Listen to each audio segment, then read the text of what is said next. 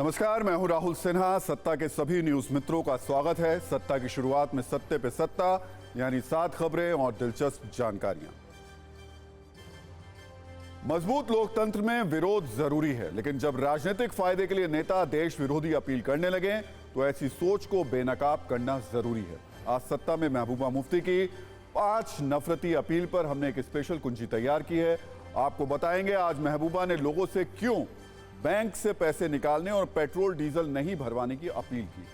संसद में आज ऐतिहासिक सस्पेंड कांड देखने को मिला। एक दिन में 78 सांसदों को सस्पेंड कर दिया गया। लोकसभा से विपक्ष के 33 सांसद, जबकि राज्यसभा से 45 निलंबित हुए।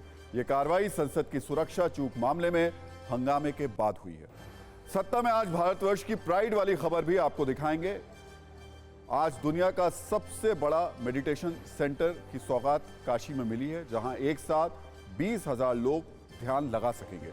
काशी में पीएम मोदी ने कहा कि विकास की अमृत धारा जो काशी में बह रही है वो पूरे क्षेत्र को आगे ले जाएगी।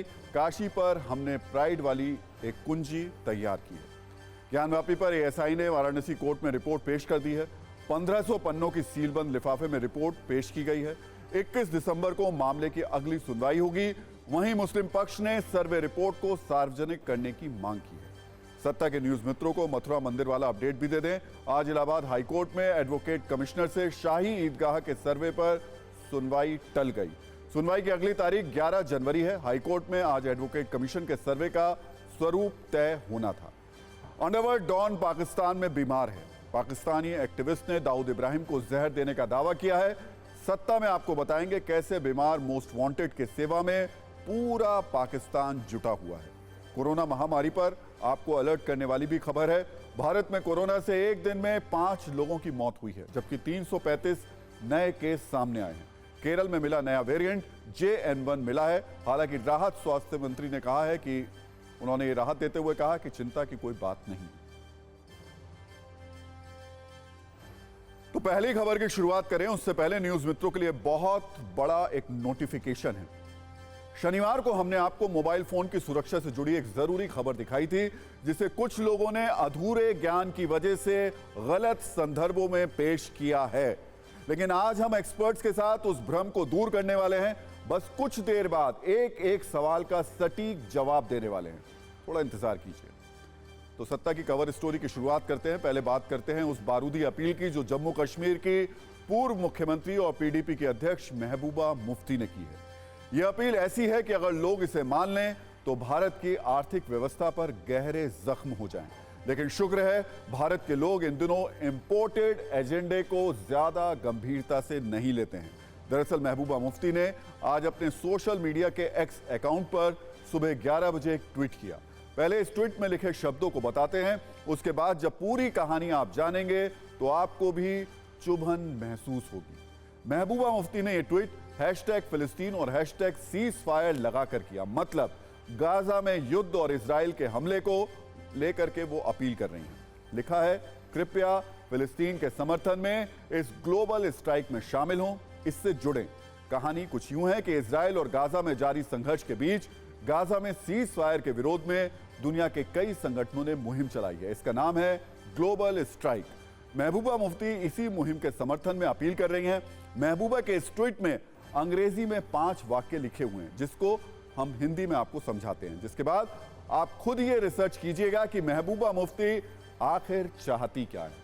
महबूबा की ओर से पहली अपील है, आप घर में नहीं रहें, अपने दफ्तर में या फिर जहां आप काम करते हैं वहां अपना विरोध दर्ज कराएं। महबूबा अपनी दूसरी अपील में सारी यूनियंस और सारे सिंडिकेट को इस तरीके का विरोध करने को कह रही हैं। महबूबा ये भी कह रही हैं कि आप अपने बैंक से अपना पैसा निकाल लें। चौथे सेंटेंस में लिखा है, आज आप पेट्रोल डीजल गैस नहीं भरवाएं। सोचिए कैसे हिंदुस्तान के एक सूबे की पूर्व मुख्यमंत्री अर्थव्यवस्था पर आघात करने की अपील कर रही हैं। 5वें सेंटेंस का मतलब है कि डेबिट कार्ड और क्रेडिट कार्ड का इस्तेमाल नहीं करें। इस अपील का भी मकसद कमोबेश अर्थव्यवस्था पर चोट करना है। खैर, अगर आप महबूबा मुफ्ती की राजनीति, पुराने बयानों पर गौर करेंगे तो आपके मन में भी शायद यही आएगा कि महबूबा मुफ्ती के मुंह से ऐसे शब्द निकलना कोई नई बात नहीं है।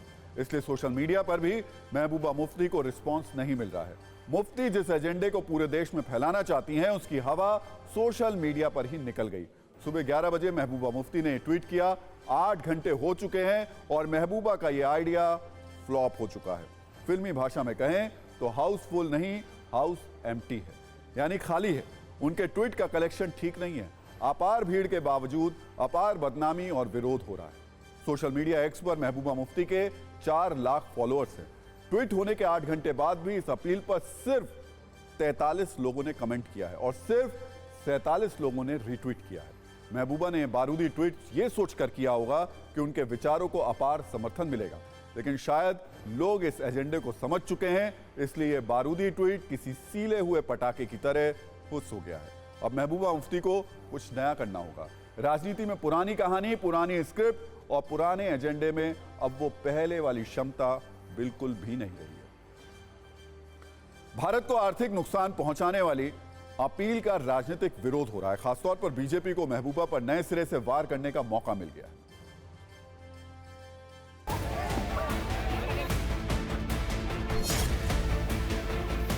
देश के खिलाफ चलना और उन लोगों को उत्साहित करना जो कि गलत काम करते हैं। उनको बाहर के देशों की तो चिंता है, लेकिन अपने देश के बारे में कोई चिंता नहीं। हमेशा से रुख उनका इसी प्रकार से रहा है।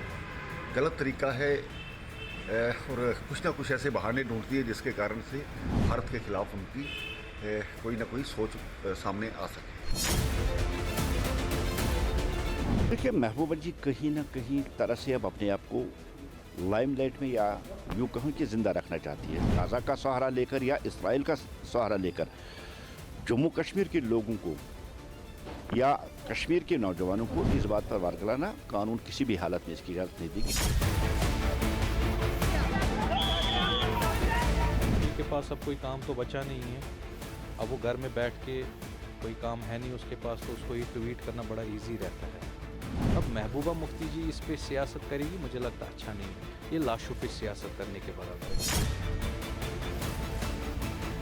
स्ट्राइक्स करना हम लोगों ने बड़ा सफ़र किया। पिछले 30-35 साल हम लोगों ने सफ़र किया इंसर्जेंसी के दौर पे स्ट्राइक्स को लेकर। तो स्ट्राइक्स देना तो हम नहीं कहेंगे कि मुनासिब है, लेकिन सिंपैथी रखना एक अच्छी बात है।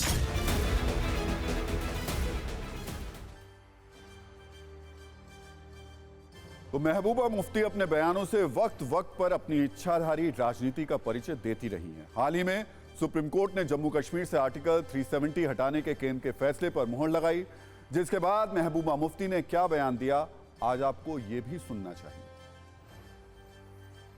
ग्लोबल स्ट्राइक को लेकर बोलेंगी?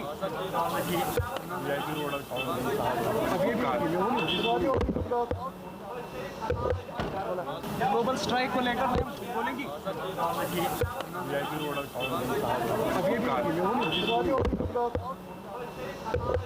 हम आखिरी दम तक जदोजहद करेंगे और इंशाअल्लाह, जो मैं बार बार कहती हूँ, जो हमारा खोया हुआ वकार है उसको सूद के समेत हासिल करेंगे। ये सुप्रीम कोर्ट कोई नौज़बिल्ला खुदा साहब तो नहीं है। ये सुप्रीम कोर्ट कोई नौज़बिल्ला खुदा साहब तो नहीं है। इसको तो हम खुदाई हुक्म तो नहीं मान सकते हैं। हमने तो जदोजहद जारी रखनी है।